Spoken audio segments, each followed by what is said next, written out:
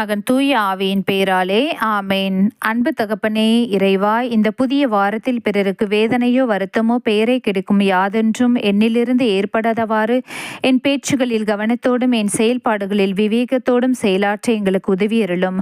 ஆன்ம பலத்தால் கோபத்தை அன்பாக பகிர்ந்திடவும், அன்பால் பழிவாங்கும் சிந்தனைகளை வெற்றி கொள்ளவும், பல்வேறு இன்னல்களுக்கு உள்ளாக்கப்பட்ட நிலையிலும் சமாதானத்தை இழந்து விடாமல் உம்மையே அடைக்கலமாக்கி நான் வாழ எனக்கு உதவியருளும். ஆண்டவரே, நன்மை தீமைகள் பகுத்தறியும் நல்ல ஞானத்தை எங்களுக்கு தந்திரலும். மேலும் தூய ஆவியானவர் என்னுள் தங்கியிருக்க என்னுள் இருந்து செயலாற்ற எங்களுக்கு அருள் புரியும்.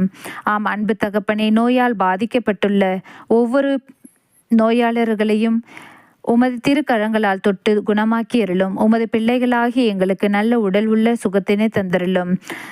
ஏசுமரி சூசை, என் இதயத்தையும் ஆத்துமத்தையும் உங்களிடம் ஒப்பு கொடுக்கின்றேன். ஆமேன்.